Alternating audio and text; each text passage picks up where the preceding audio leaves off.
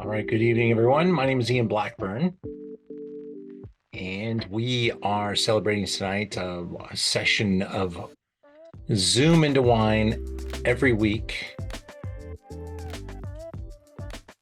We get together at 7 o'clock with some really good people. Let's go. White Wines Workshop. Here goes on France. Start off with our Domaine Ménard-Gaborit.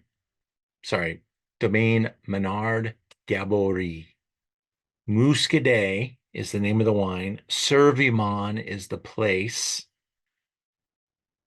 And it's in the Loire Valley of France, and we're drinking the 2020. These wines age really nicely, and I've even recently done a program where we tasted a Muscadet 2014. I have a Magnum of 2012 Muscadet I'm going to drink next time I go out to a great fish meal.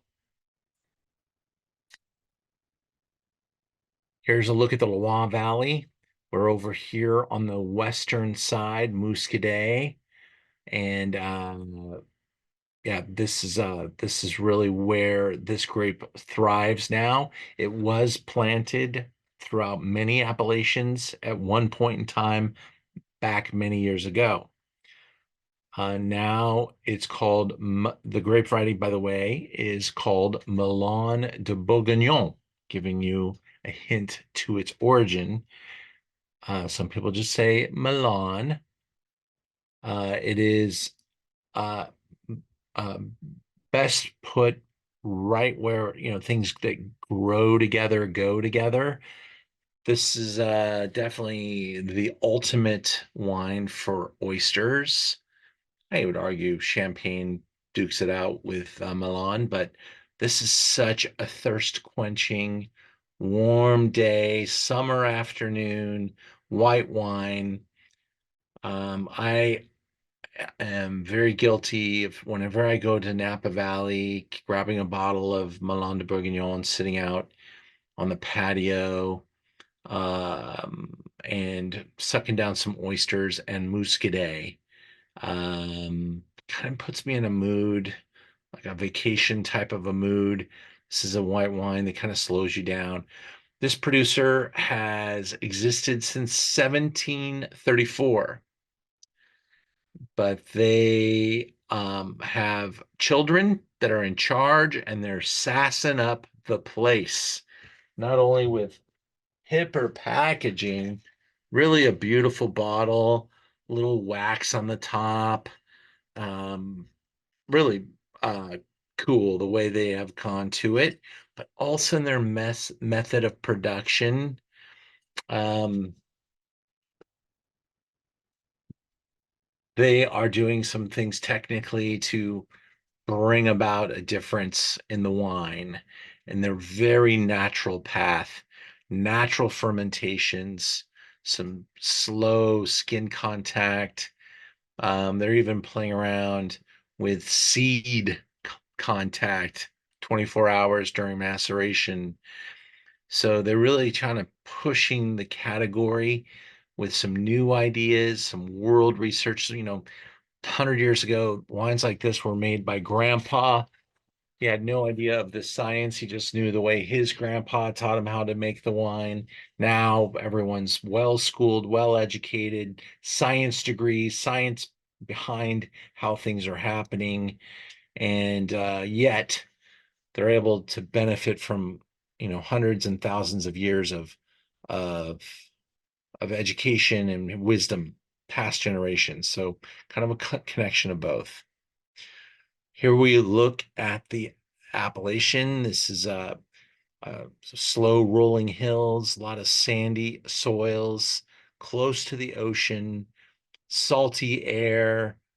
They make some amazing butter in this area as well. Um, uh, just really, a slower pace, not a lot of populace, a lot of farming. Old vineyard site, old town.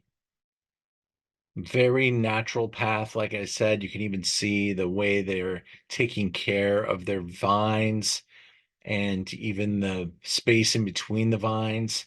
You got some gaps there because these are old vines and some of the vines just didn't make it.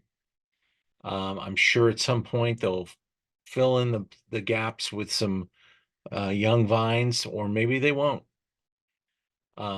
because you don't want to start having young vines in the middle of a row of older vines. Not optimal for the workflow. Just you're going to pull out, it's like teeth. You got to pull them out and just leave it bare right there in the vineyard. Little look at inside. Yes, you can use some wood in these wines, but this producer is not using wood on the whites. They're using wood on some red that they make at their facility. Here's a look at that beautiful package I was telling you about. Mine isn't as beautiful because we emptied it. Let's taste this together. This is the spot for Muscadet is in the Loire Valley. There isn't another. You know what I love about French wine is that it's so spread out in France. So you've got one spot, Loire Valley, for things like, you know, super clean, bright, stainless steel varietals like Chenin, like Muscadet, like Sauvignon Blanc. Where else in France do you see those grape varieties? Nowhere. Go up to Champagne, they're doing something unique. Go up to Alsace, all unique grape varieties. You go to Burgundy, Chardonnay and Pinot Noir, and a little Aligoté.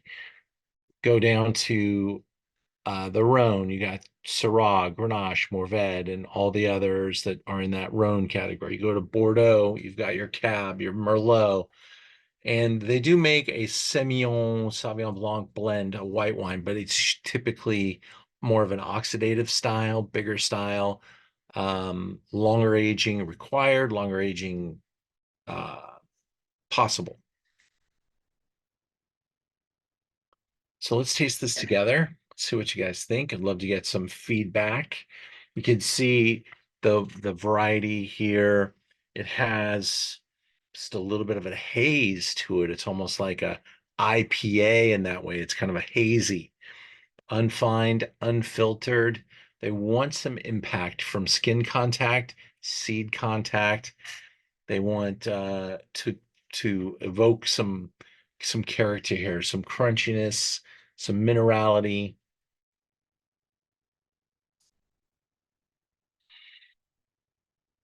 You get a lot of that yeasty note.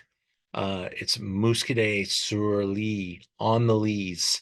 Lees are the yeast. The yeast decompose a little bit. They start to smell a little bread-like, doughy.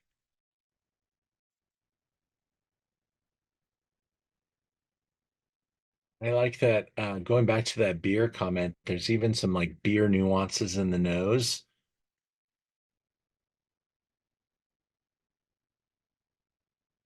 Might even lean into like a little bit of a, it's not, it doesn't smell like sweet honey, but maybe like a honey roasted smell or even some grains.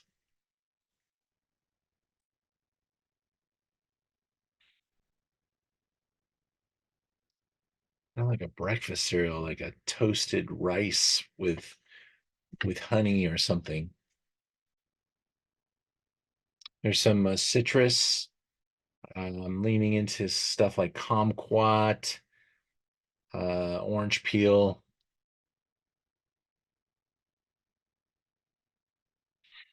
Yeah, kumquat, orange peel.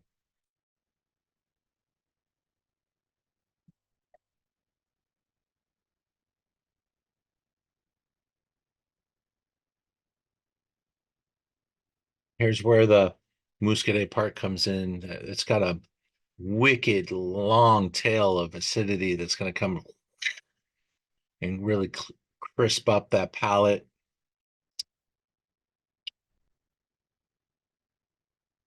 It's really interesting. It's got, kind of a natural wine meets classic.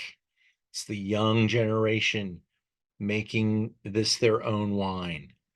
And it does kind of play in both worlds.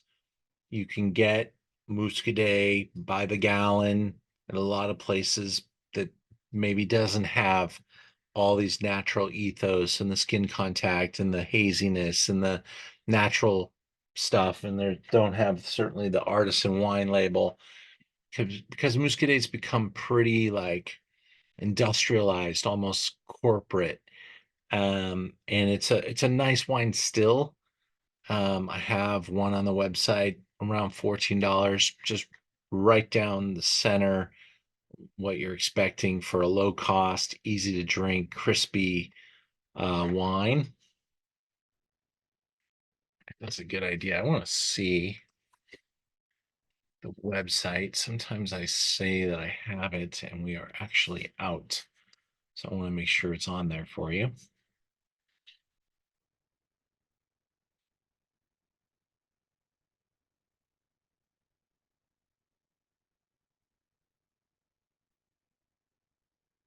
Hope everyone's having a good week. It's been a blast being very busy. We've actually had some really successful events recently, and you can see my internet is just crawling. So it's probably because I'm broadcasting on Facebook. It's really having a hard time downloading the website. So I'll probably come back to that a little bit later.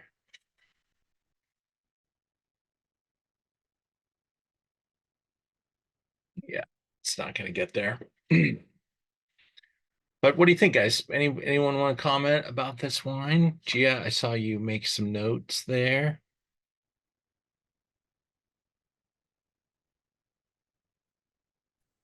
Yeah, George, I like that comment. Salinity, snappy freshness, 100%.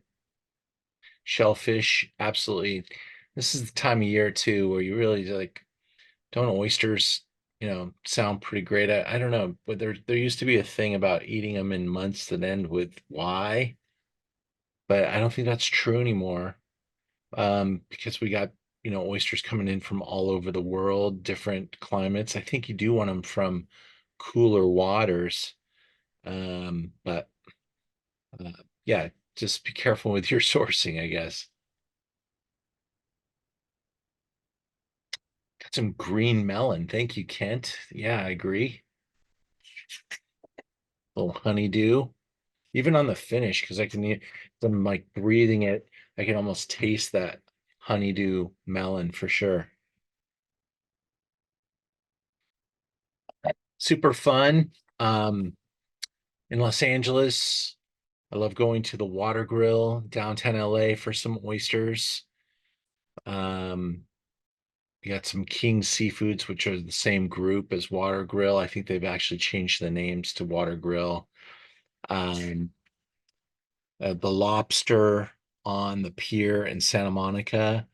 The current chef there, his name is Govan Armstrong.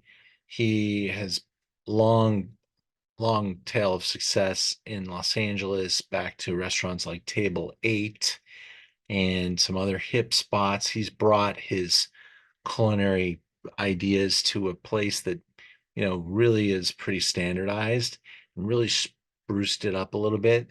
And I'm very spoiled when people come into town. They often winemakers. I just had dinner with Dennis Cake Bread and the Cake Breads. We went to the Lobster. We shared a lobster tail there. It is absolutely the best lobster tail in LA. He barbecues the lobster. Start off with a big seafood tower, lots of oysters. This is just the type of wine that really, celebrates the season. I'm also a person, and I'm a little weird this way. I have loved this month of May. This weather, I could take it all year round. It is, I think I've woken up every day and it's predicted to be 71 degrees and sunny in Southern California. It is like, wow, it has been incredible. And I know the warm days are coming. I'm Welsh. I don't handle the heat too well. but I'll take months like this. This has been amazing. A little better sleep. Can do anything you want in this weather. Eat, drink anything you want. It's great for wine. This is the right type of wine to take to your friend's house and have some nice seafood. And you could go all over the place with the seafood here. Talking scallops, go to Santa Monica Seafood, buy some day boat scallops. This wine, beautiful. There's some great salmon coming in right now. You got some, wild caught trout that looks like salmon. It's got that orange flesh to it. I love that. Really good with this wine. Lots of implications. And vegetarians, 100%. This with some saute, some soy. Um, there's this great butcher shop in Santa Monica. I think it's around 20th Street. And I've been going there and buying my chicken. They brine chickens. If I go to any grocery store, I don't care if it's Whole Foods or Bristol Farms or Gelson's or whatever, and buy a whole chicken, it's like 25 bucks for a nice Mary's chicken now, right? You can get this small butcher shop's brined chicken for about 26 bucks, and it's probably from Mary's also, and they're brining it. And all you got to do is spice it up, put it in the oven for 90 minutes at 425. Best bird you've ever had. I'd love this with that too. Sorry, I don't remember the name of the butcher shop, but it's on Santa Monica if anybody's been there. Right about 26th Street, next to a pizza place, next to a Starbucks, in a parking lot that's kind of crazy with like a old thrifty that's called something else now. All right, let's move on to wine number two. I'm in Santa Monica a lot. I got some Monica folks on the Zoom tonight. I'm in Santa Monica a lot. In my business, I'm all over LA all the time. I used to live in Santa Monica a long time ago. I still have my doctors there. My mailbox is there. I've got my dry cleaner. I'm driving from downtown LA to Santa Monica for my dry cleaning. Not exactly. That's because I just can't find anybody as good.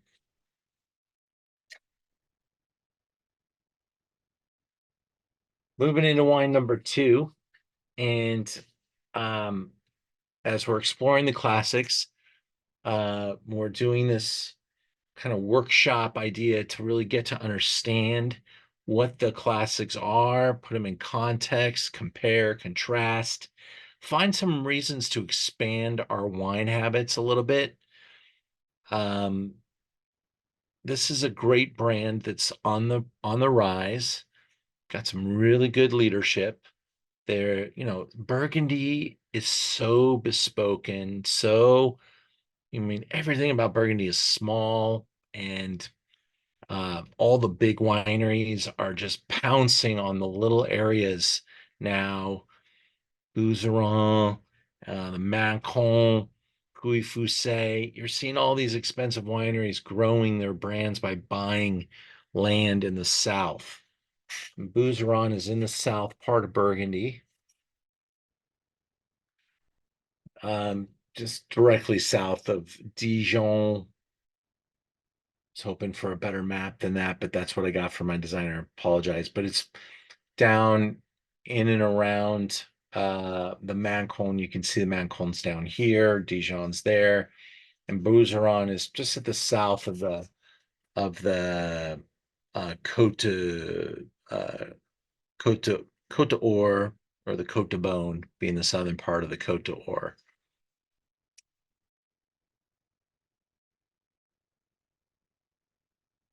This isn't an oldest brand. It's not a historic multi-generation brand. I guess it's now in the second generation, but um, they have little holdings in a couple of spots. They make some really nice wine, and this current generation's got the packaging down. I think it's very simple but elegant.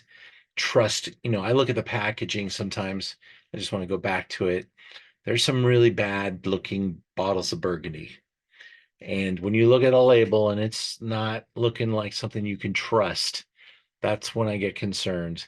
Because if they don't have the smarts to put a smart looking label on the bottle, I'm pretty sure the winemaking is going to follow that same leadership. You are what you are, and they do a good job from the packaging to the product.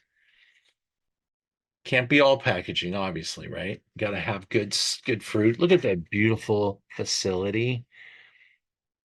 Just really iconic, spectacular, well built, forever, well maintained. I feel like the brand though has just been like reinvented. Some good energy. And the description here says, upon tasting, Bouzeron reveals a wine that is delicate and nuanced. It is characterized by fruit notes with beautiful minerality quality on the palate, aging on the lees, giving it body and volume.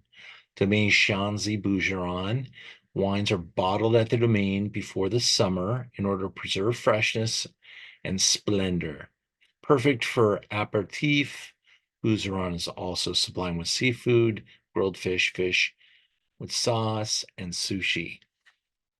Um, White peach, apple, lemon, stone fruit, little saline.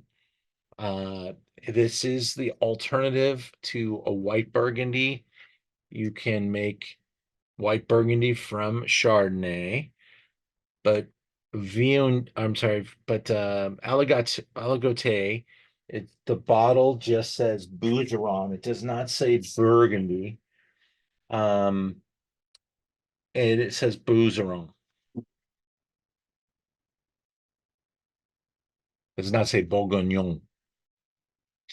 But it is here's a look at the older estate, orchards. Here's our Bouzeron, 90 points. Now, Aligoté is a grape variety. The family that owns Domaine Romanée-Conti has really been putting in the effort to elevate this wine. This used to be a wine you would buy for one purpose, Aligoté. Does anybody know what that was?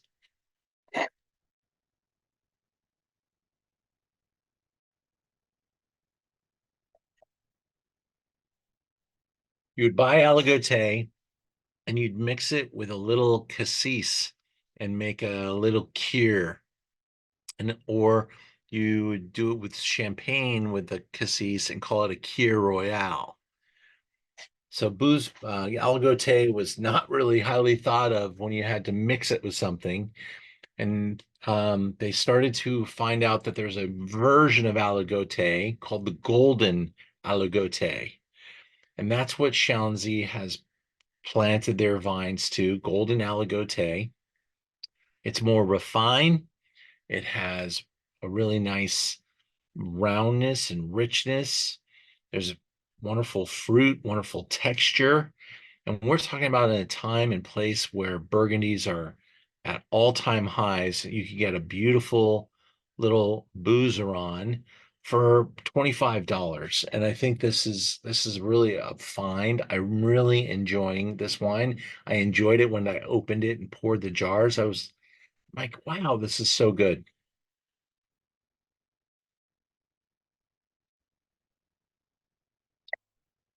Different than, I mean, it is made by people that make Chardonnay. So they're treating it very much the same way. But the varietal has just a little bit of some characteristics like nuttiness. And I want to see my review. I think I reviewed this wine.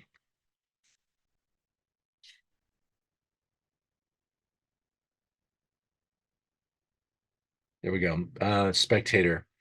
This white delivers an appealing mix of white peach, apple, lemon, stone, and saline flavors. Nothing too riveting there. But they taste a lot of wine, so they give you just a really simple down the middle description.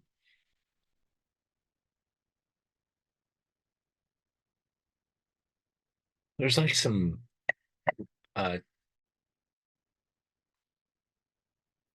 it's like an almond, maybe it's like a Marcana almond because they use some olive oil with the Marcana almonds and some sea salt. And I'm teaching a lot of classes right now at the Four Seasons, and I'm always going to the Beverly Hills cheese store, getting these great cheeses. And I just took this ultra fresh Chev cheese to class on Sunday. Oh my God, it was amazing. And with a Marcona almond, that's really kind of like the ultimate cheese accompaniment, and a little bit of olive oil with that salt, and that with some goat cheese and this wine. That sounds great.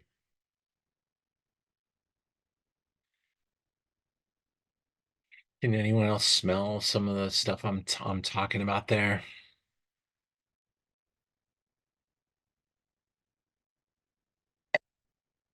For those watching on Facebook, I have not cut anybody off from talking. This group is choosing not to talk to me. So I'm I'm talking a lot.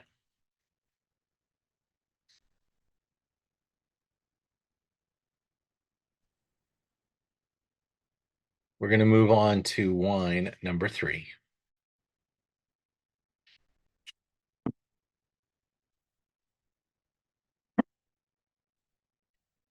Paul Pernot.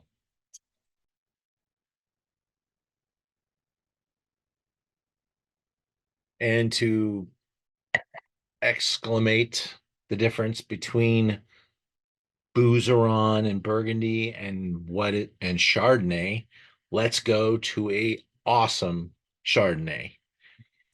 Now, I will tell you that Burgundian producers suffer a little bit when it comes to wine reviews. There's so few. Look at Napa Cabs, and there's so many that are getting 100 points and 99, 98, 97 points. Burgundy is not about how big can you get it. And I think that the reviewers of Burgundy cannot be the same people that review Napa Cab. Just flat out different set of tools. You've got to have more insight. You've really got to be specialized in Burgundy because these wines are they're a high set of wines that really take some understanding of the thousands of small family producers that are there. If you just get handed a couple dozen Burgundies and taste them because you want to put them in, you want to review some Burgundy. Now you got to live there, travel there, visit. Because when you're a Burgundy producer, you might make 40 wines. In fact, when I worked for Louis Jadot, and I worked for Jadot for 10 years, they made, get this, 140 different wines every year. Some of them were 50 cases.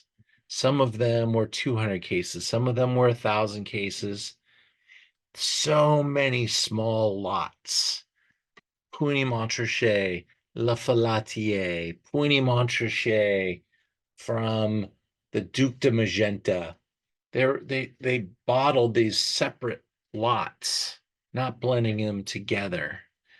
And so highly specialized. So I'm just kind of ranting about, don't let 90 points dictate whether it's a good wine or not.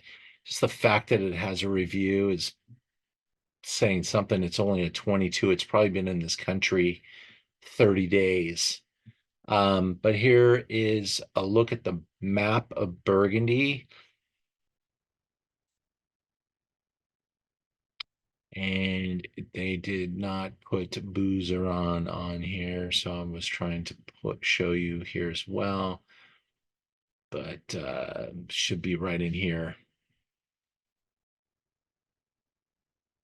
But here we are.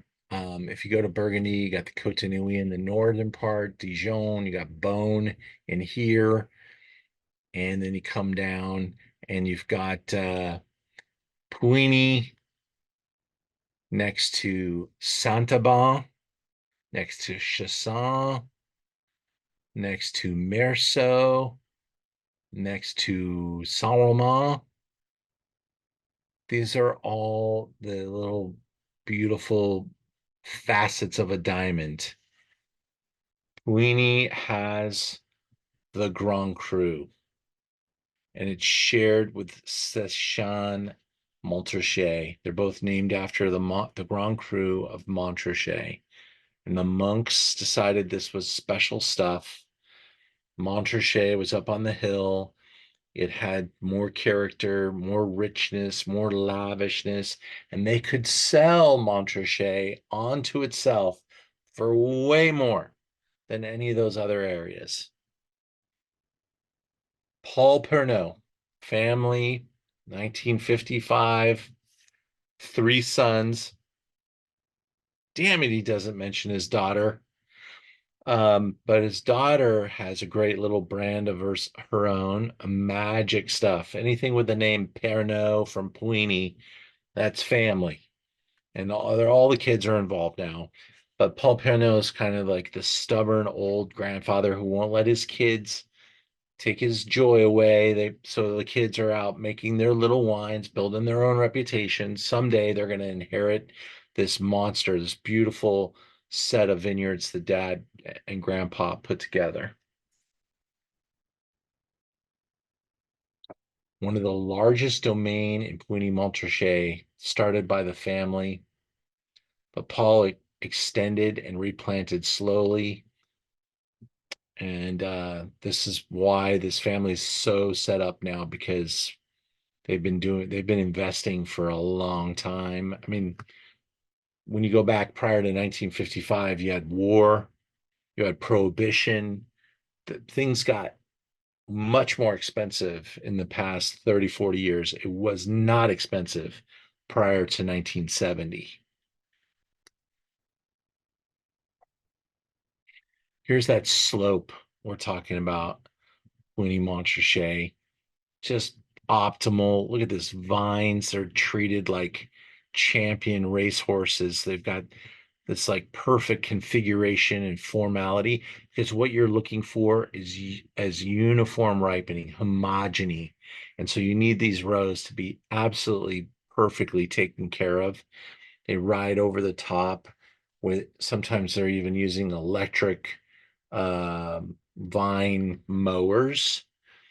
Uh, some are doing it by hand, some are doing it with, the horse and thing. You probably are not using a horse to mow or cut your vineyard down, but you will take a horse with a plow through the vineyard to turn the soil.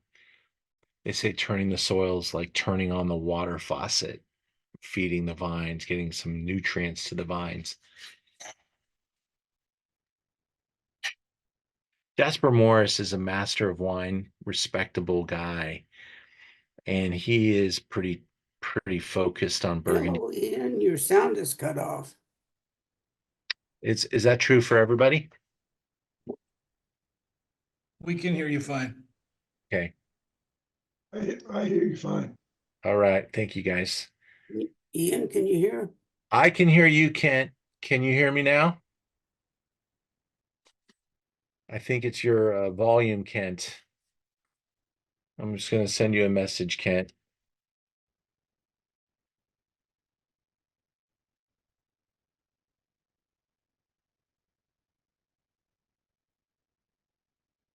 All right. So, Ken, I hope you got that message in the message box. Take a look there. You might even try to sign off and sign back in, buddy. All right. Let's taste this Puligny. I'm not sure if I made it all the way through my slideshow.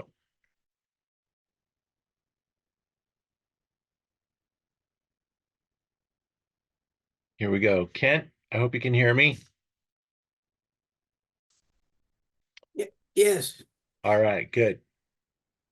Here we go. So we're talking about Jasper Morris, very old school master of wine, just super critical, very stodgy with his points here. Pale color, light green touch. Nose has a suggestion of pretty fruit. It's either pretty fruit or it's not, Jasper. Even a floral note. Then the wine flattens out enormously on the palate, which will make a lovely wine approachable quite early. Will be good anywhere and may become better if some more tension returns. 2022, this is where people get geeky and we start talking about the vintage. 2022, they years year after year after year of very small harvest. 22 actually came in as a pretty big harvest. The fruit is really approachable. And here's where the people that review Burgundy get it wrong all the time. They taste it early. They're going to make an impression and a summation, just like he did, that will live about 6 months, because 6 months later, it is irrelevant. The wine has changed and moved on. I'm not sure how early he tasted this. Probably tasted it out of wood in a barrel and out of a barrel. I'm not saying that he's wrong. I'm just saying that the wine will continue to evolve and we get Burgundy wrong. Everybody does. Just flat out. Can't trust the reviews really. When you start getting some uniform praise of a vintage or a producer, that's when you start to like pay attention. And Paul Pernot has always been a producer that gets great praise and respect. Pretty aggressive, isn't like subtle with some use of wood here.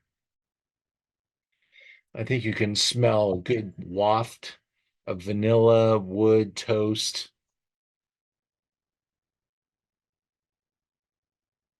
Super beautiful characteristics here. Generous, not weak. Jasper's implying these wines are weak, thin. He wants to feel the tension of like they used to make it 100 years ago. It's because the wine had to be 10 years old for it to be good. No, wine has to be good so it'll age well and be in balance. And this wine, I think, is in great balance.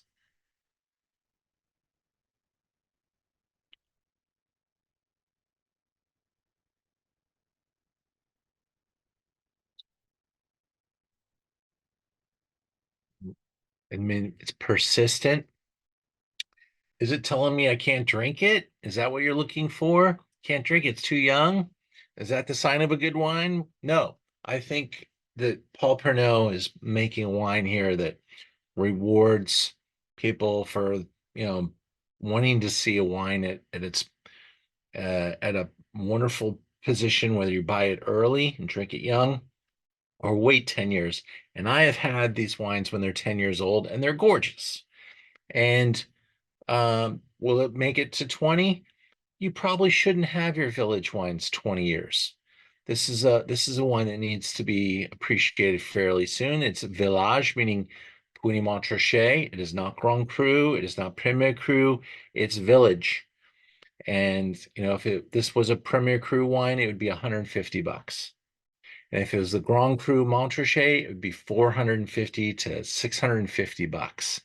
That's how it is now in Puligny-Montrachet. The fact that this doesn't have 3 digits on it already keeps this wine where it's supposed to be.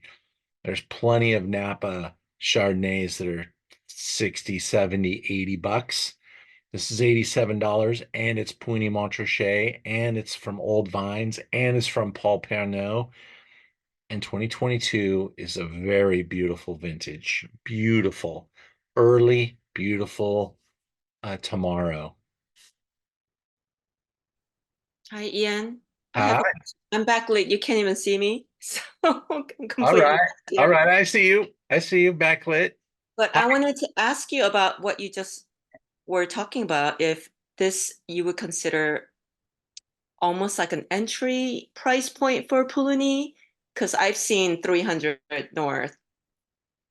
Absolutely, right? I mean, let's do that. Let's look at the Merchant of Wine Puligny selection.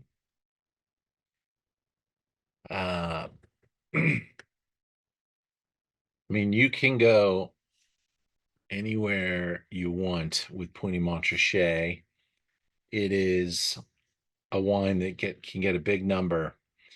This is a recent addition, Francois Carillon, 21, a cold vintage, really higher acid. This thing's got some serious grip to it, tension, as he said. And I think, some people, I'm getting all kinds of error messages and stuff. I don't know if you saw that. So something's wrong with maybe Shopify, the store. That's why these pages aren't loading. So we'll kind of back off. But my first row gives you an example: 170, 75, 270. And that's by the way for the village level to Laflave, Puligny-Montrachet. We went down this page a little bit more. You would see I've got some Montrachet from Bouchard at 1200. Domaine Laflave Puigny Lafayette 609. Domaine Laflave Purcell's 850. These are the Premier Crus. What is the value? Is to go next door to Saint-Amand. Saint-Amand, I love Saint-Amand. It's the drink me now fresh $50 wine, and Domaine Leroux will be my suggestion. Sorry, the pages are ugly and are not loading. But to answer your question, yeah, I think Paul Pernot is a step up on entry level, but all Puligny-Montrachet Village would be kind of like their entree into getting to know the brand. And then their Premier Crus will have more focus from better sites, spend more money because they are worth more to them. And then the Grand Crus are ballistic. $1,000 for Montrachet is not even expensive. Domaine Romanée-Conti sets the bar. Montrachets are selling between $10,000 and $20,000 a bottle for that wine. And that's just the world we live in because Montrachet is such a small and you can't plant anymore. The world wants it, and they're all trying to divide it up. It's like taking a pie and dividing it into 100 little pieces. It's just really hard to do. And so people are willing to pay up to get their little slice.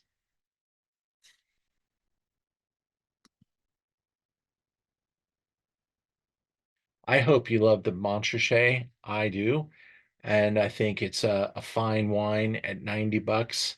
I'm not afraid because look again, I look at our own California wines and everything that's single vineyard from a good producer is $90 to $120 from California. And that doesn't have the reputation of a brand like Paul Pernot and nor Puligny-Montrachet. So, they're pretty equivalent at this point. I'm going to save that little zip for later. I'm going to move on to wine number 4. Exploring the classics here. These are the benchmarks of France, the white wines. I've often been saying this too, we all have friends that drink red, like exclusively red wine friends. They're not here tonight. You are. This is, to me, I honestly, I make red wine. Okay, I make California red wine. I love my wine. I'm proud of it. I fight for it. But what do I drink every day? I drink 5 bottles of white to 1 bottle of red because I cook a lot. I love food. You get home, you put something in your mouth, get going with a meal, you're not going to jump right into a $120 bottle of Cabernet. Gotta ease into it. You know, you gotta have a little something to melt off the layers of the day, to smell the perfume, to relax, to um I think white wine has so many applications, and it's really how I cook too. I'm very white wine type of cooking type of guy. Sure, I make a steak. I probably start off with a glass of white that night too. White with my salad, maybe a glass of white or red with my steak, but I definitely will hit the white wine. I don't need to drink wine every day, but man, if I do, I'm going to start with a white wine. Now, honestly, how many times have I started my meal thinking I need an expensive Viognier to start this meal?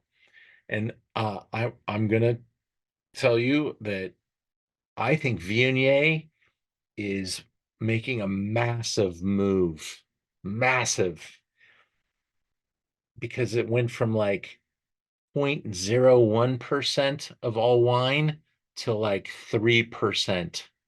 That's massive. It's like, I mean, I'm not a mathematician, but that's like hundreds of percent of increase, maybe 300%. I don't know what the number would be, but it's a big move.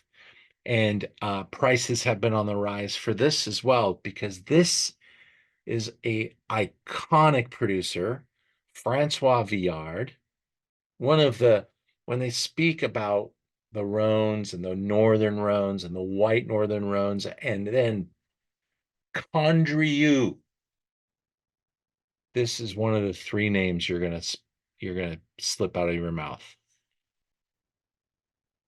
This is where Condrieu is. You're up the Rhone River, Avignon down at the bottom. That's your Châteauneuf-du-Pape area. Your Côte de Rhône comes from all over the Rhone Valley. Singular appellations.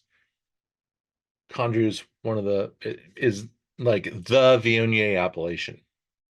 It is what you grow in Condrieu. Villard is a like slave to his wine brand. Farmer, looks like 91. Was that the number? First vintage, yeah. And grows a good number of wines, because just like in Burgundy, they only have a little bit of Condrieu, but they have a little bit of this and a little bit of that, and they make some larger production wines, low cost. This is his expensive wine, and it's not that expensive. He makes a little Côte Rôtie, which is right next door, also an expensive wine. But this is Condrieu, right on the river, steep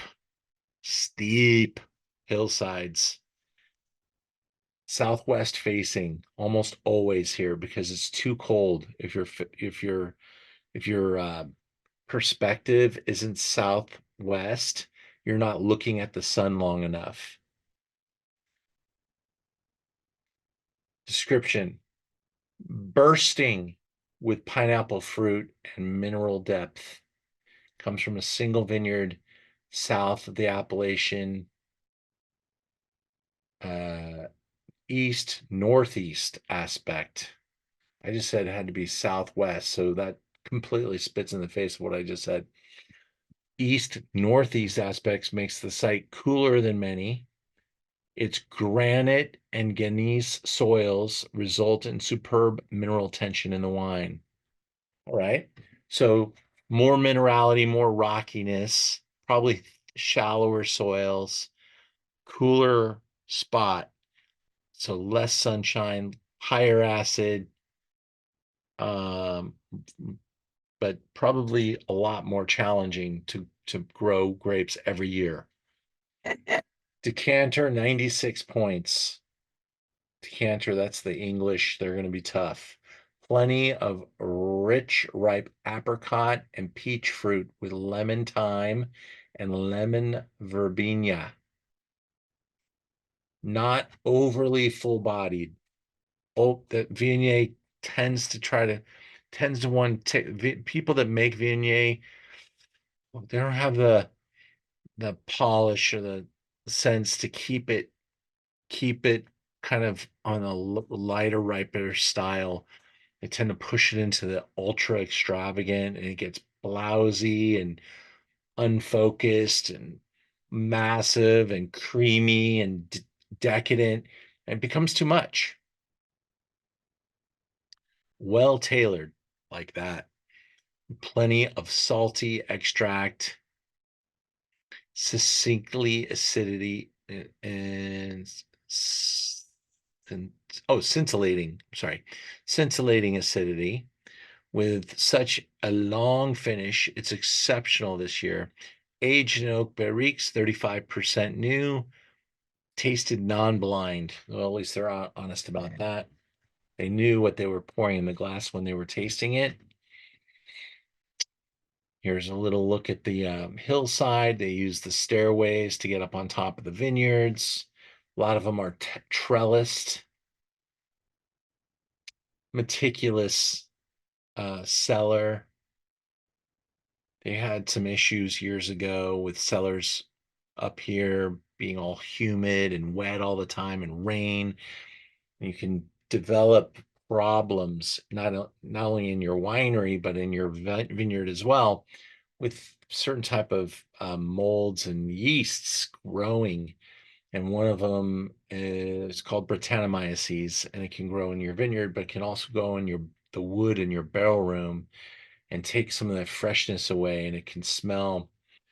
The smell might be something of like a wet animal, wet dog, wet woolly blanket. Some of the descriptions that you'll hear from wines that have a little Brettanomyces.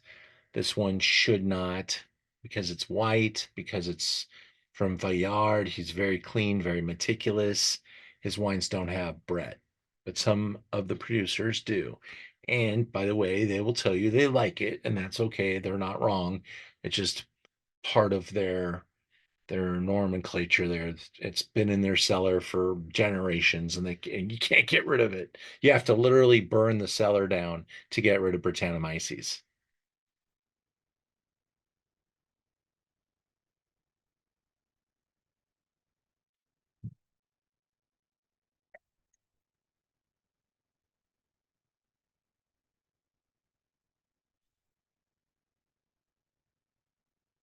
It's not quite as voluminous as I was expecting.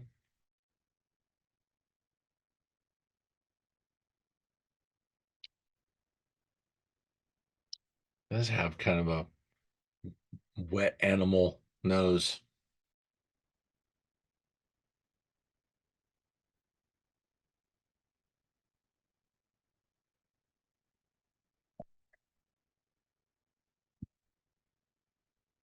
Really classy richness, concentration.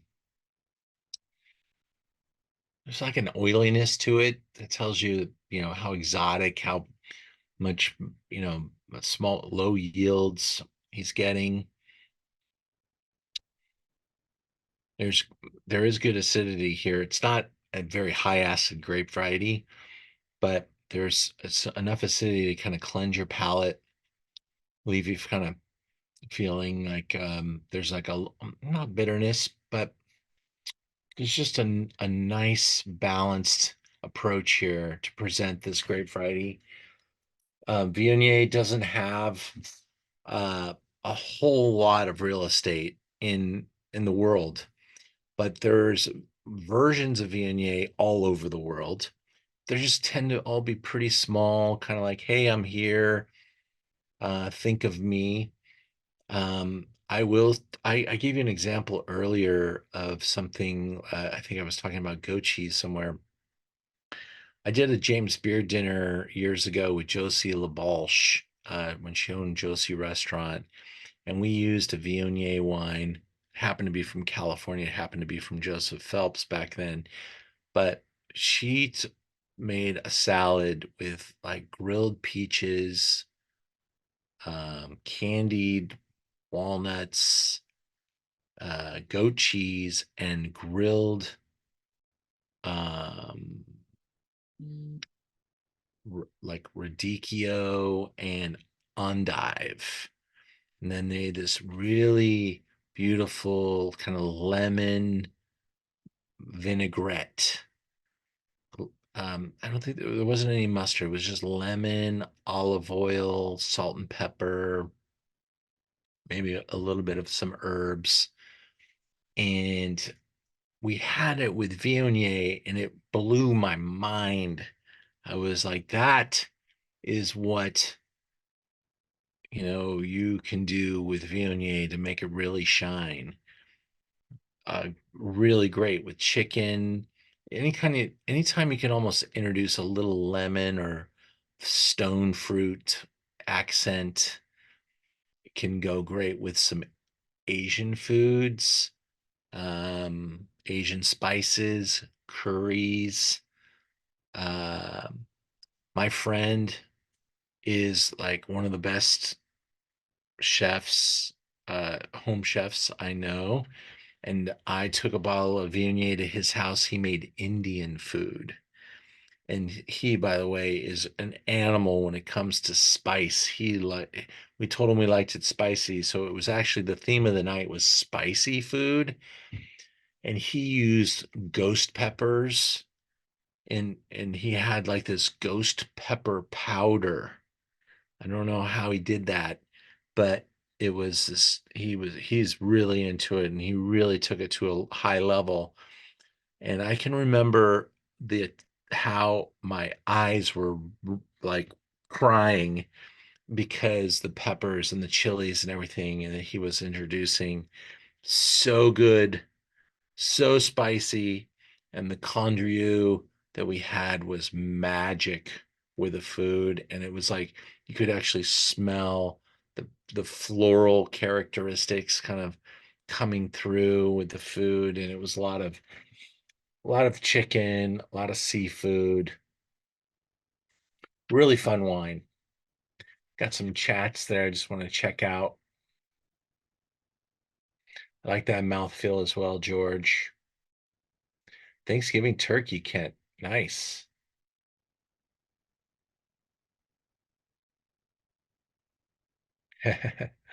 Thanks, George, for the comments.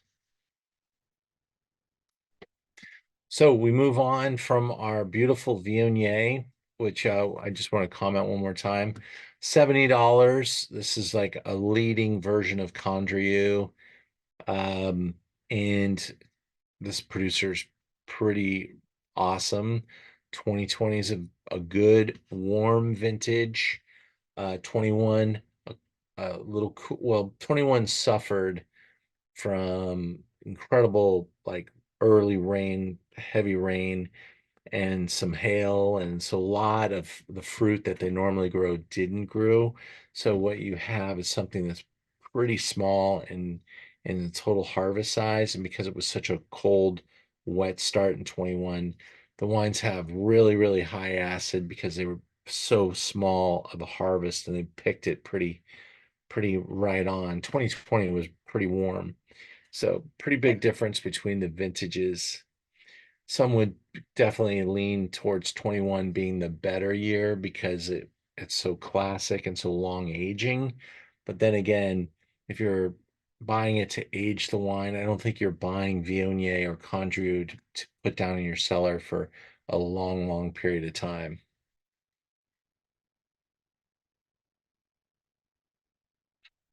There's so much inside of that glass to get to, little floral nuances and some really interesting spice nuances.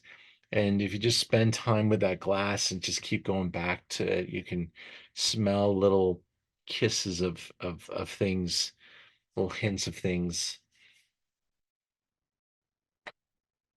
Really an interesting wine, and Villard is a great producer. We're going to go to the north, to Alsace, for wine number 5.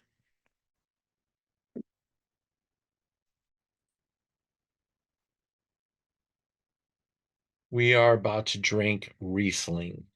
Riesling from Alsace, Riesling from Trimbach, Riesling with some bottle age. Look at that, 2016. Just got this from the collectible market. This was a 97 point wine. Alsace is way over here and on the German border in France, northeast corner, kind of landlocked, no, very landlocked. Germany, Luxembourg, those are the surrounding areas. This is what Alsace looks like. It's a long, straight path. And you can see different vineyard designation or, cities. Some of them are elevated to Grand Cru. This is a place where history really stands still. Some of the older wine families, I don't know how they all survived. They all would duke it out. One of them's from 1626, one of them's from 1627, one of them's 1628. I mean, they just literally are just trying to be the oldest wine family that they can. Here there are 13 generations at Zinhumbrecht, 17 generations. But I think these generations must have lasted longer at Trimbach, maybe better bloodline or something, because there are only 13 generations from 1627. That means like everyone lived till they're like 250 years old or something. I mean, there must be vampires, but no, just seriously, just this is very common in Alsace, and I'm not sure why it is such that way, but look at this. Alsace inspires so many things in so many places. It and with almost every war that France had started here because it's right on the German border. They had serious shortages of males because all of them were shipped off to battle. Women often ran the businesses, ran the cities. They built the cities in these small little towns with teeny little roads, so you couldn't drive big carts and war machines and all this type of stuff. It was kind of a form of protection. The house is right next to the butcher, the candlestick maker, the bread baker, and they're just these optimal. They look like little gingerbread places. But this producer, Trimbach, super important. This is Frederic and Emile. It's basically kind of on 2 Grand Cru sites. And there's always a crazy set of stones that are defining the ground that the vines are grown on. Super steep, super old vines.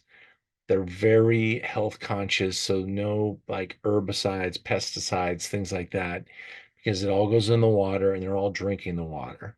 So they're all very protective of their ecosystems.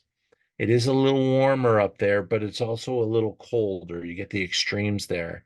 In the winter, they could just, take the game that they hunt and leave them outside because it's frozen out there.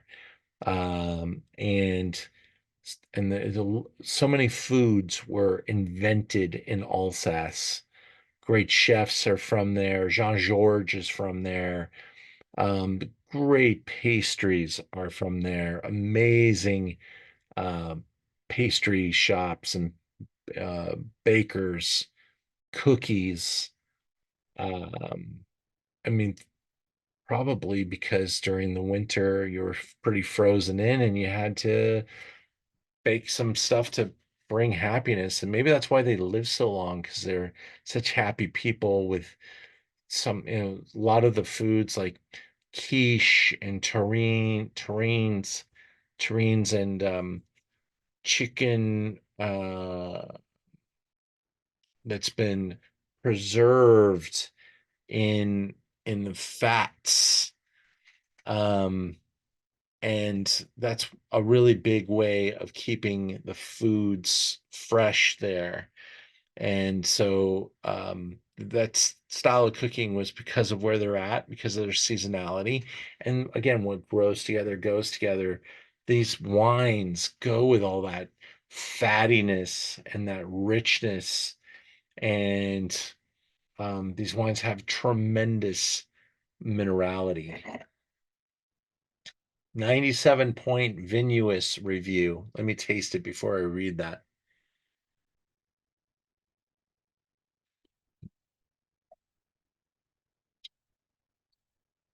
Luminous straw yellow, complex mint accented aromas of nectarine, tangerine, powdered stone, plus hints of licorice.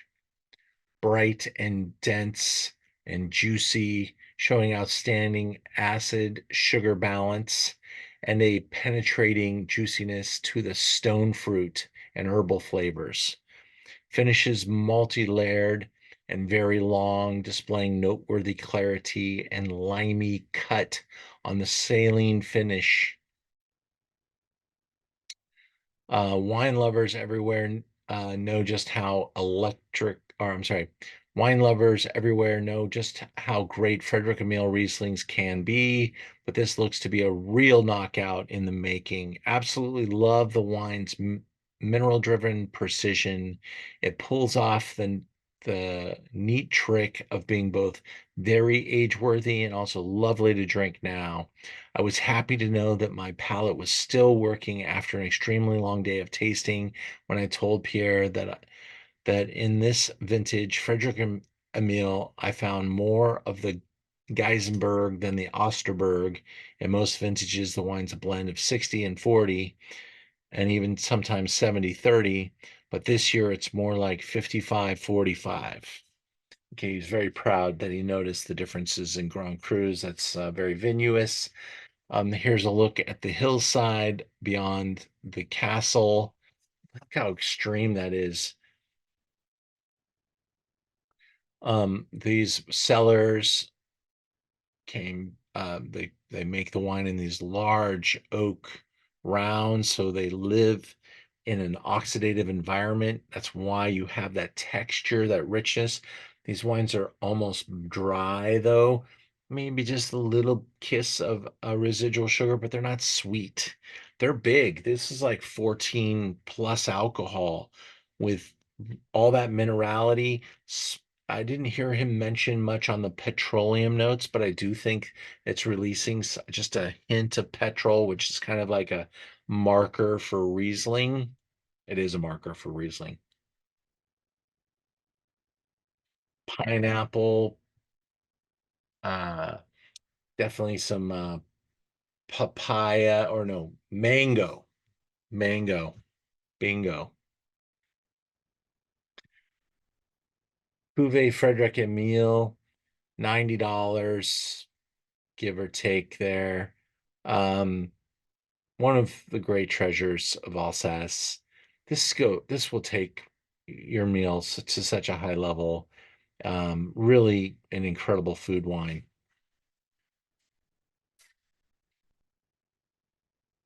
See what you think.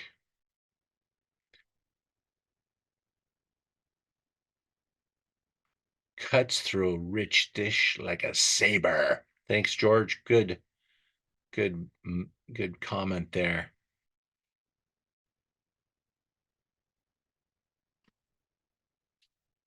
Awesome.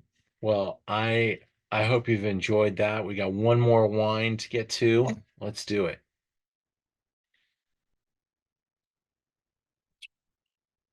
Mm. That thing is just a minerality mountain right there.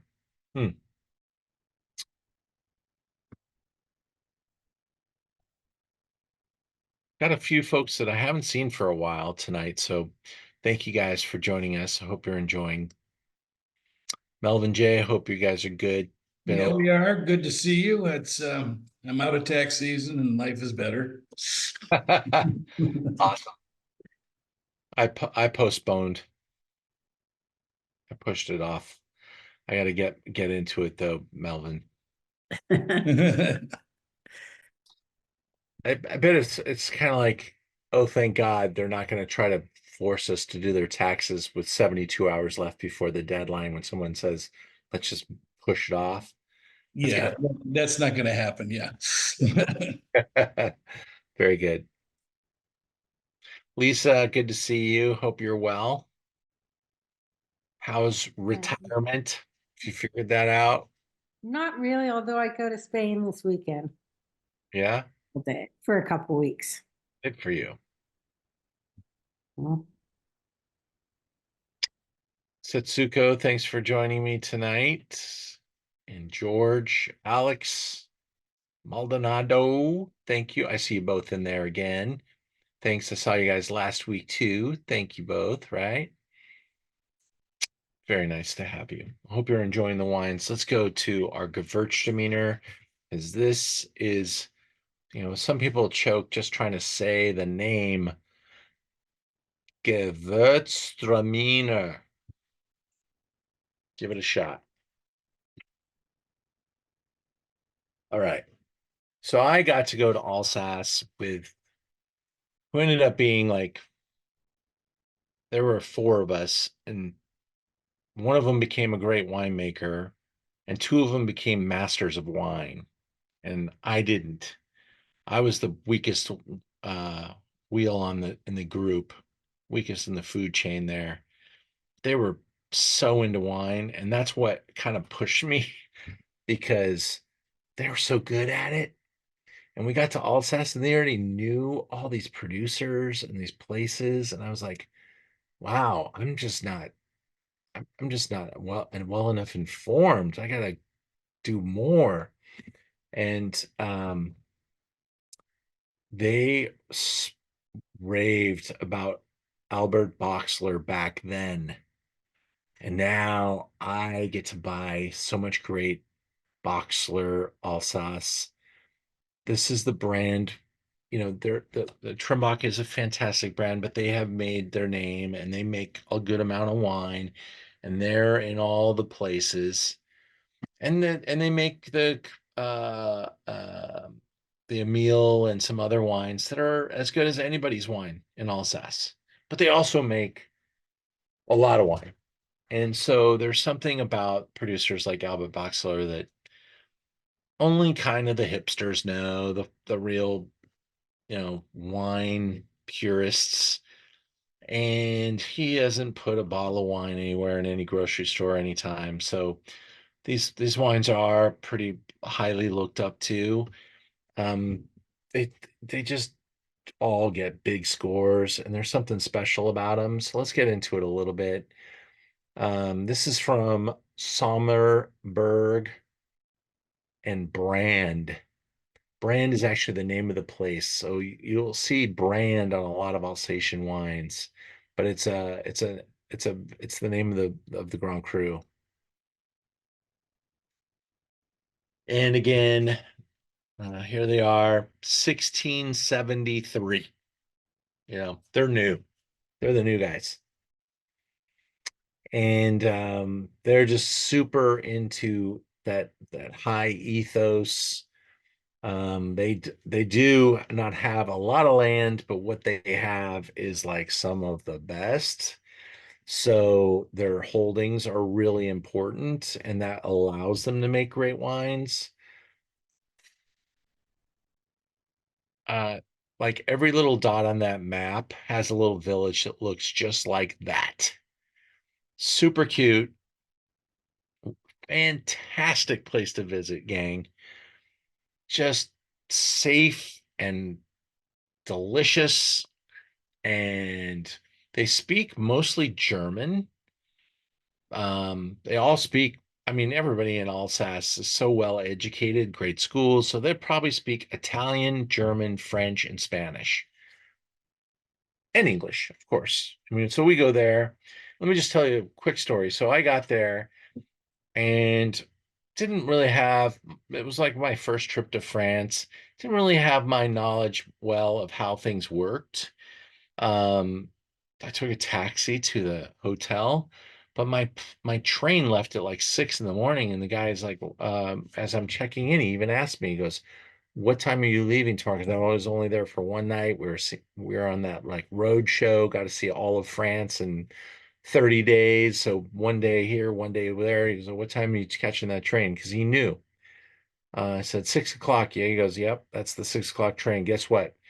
No taxis work at 6 o'clock or 5 in the morning. So I'm going to wake up as the owner of the hotel, and I'm going to take you to the train station. And that's what he did. I don't think you'd find that anywhere in America. And that was just some people poo-poo the French people. I think they're the greatest. Okay, so let's imagine some blue cheese, some foie gras, maybe we're eating or have eaten some spicy foods, some curries again.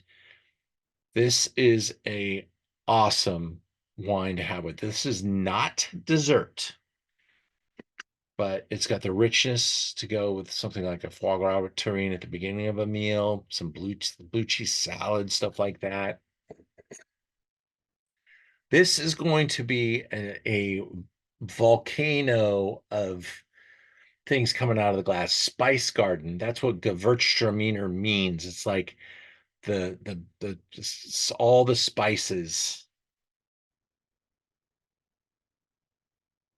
Lychee nut. Bingo. You know you're drinking Gewurztraminer when you smell the lychee.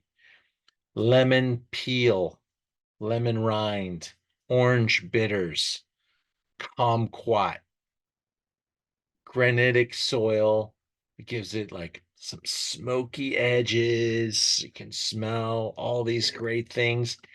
It might even say that it kind of smells like it's going to be sweet. Let's taste it.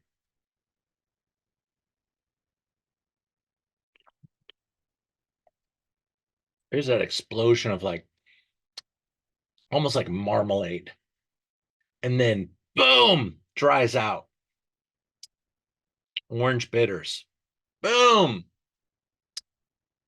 Super lush, and oh my God, why aren't we drinking more of that? Come on. The beautiful place, the steep hillsides, all done by hand, by the way. Because that's so steep, they really, and they don't go through and pick 5 times. They pick once. And there's some grapes that have the raisin, some botrytis. There's some grapes that are half ripe. They're getting it all. But when your vineyard's good and you do good farming, your range of ripeness is a little bit more focused. And that's what you get in a Grand Cru site, a great site. And plus all that concentration. I mean, I'm still talking, I'm still tasting it. It's going, going, going, going, going. The length here is crazy. Have that with some uh, uh, mussels with curry. Oh yeah. How about some kung pao, like type of Chinese food, kung pao chicken, General Tso chicken, something like that. My my wife would be laughing at me right now. I love this wine. I love Alsace. This is Grand Cru, so it's about $80 a bottle.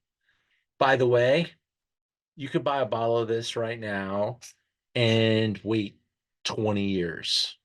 This wine ages like a titan, and in fact probably will get better over the next decade. It doesn't need to.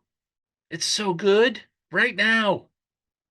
Um, it's already, 4+ years old, or 3 years old, I guess, 3+ years old. But this has great ageability. That's how they taught this wine to age in those big wood barrels.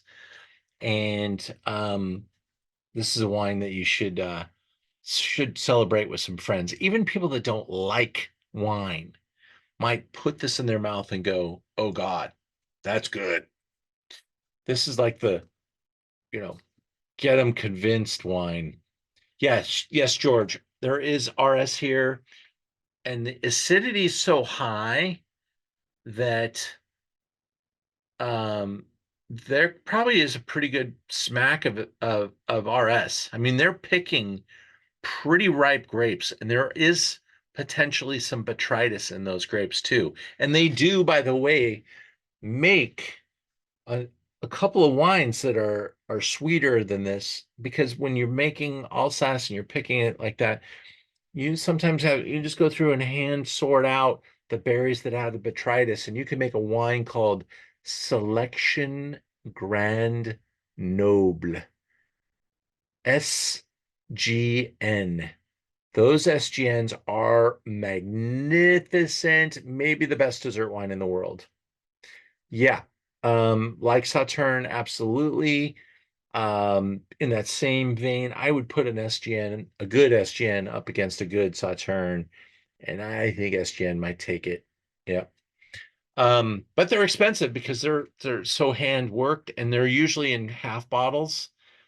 To get back to the RS question, I think this is probably 25 grams. That's my guess, 18 to 25 somewhere.